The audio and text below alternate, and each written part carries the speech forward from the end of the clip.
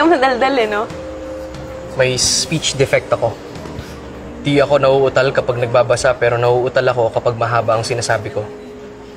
Kaya nililimit ko lang sa 3 ang words ng bawat sentence ko.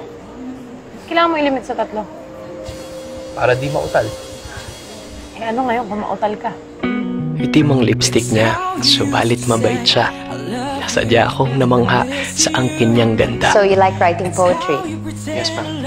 Baka gusto mo mag-submit ng isa sa mga poems mo? Tungkol po saan? Anything that inspires you. Siyempre, special mention din, paring Fidel! Huwag ka na masyadong nervousin, ha?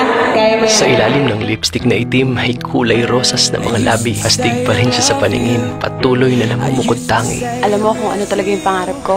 Yung magpa-perform ka, tapos sobrang daming tao. Okay lang naman yung pangarap mo eh. Basta ayusin mo lang yung pag-aaral mo. Boyfriend mo? Kaibigan ko si Fidel. Kala ko pagpapalit mo sa isang loser. Gusto mo siya? Kung sabihin kong oo, eh ano naman sa'yo? Bibigyan ko ng 100 tula si Stella para mabilib siya sa akin.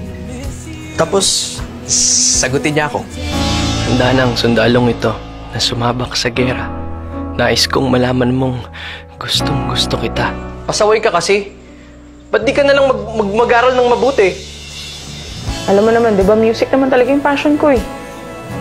Kailangan mo mamili. Pag-aaral o pagbabanda.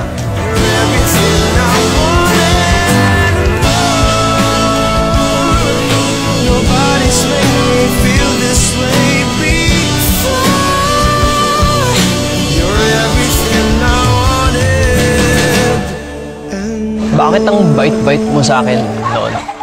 Of all people na magiging mabait ka? Bakit ako? Ewan.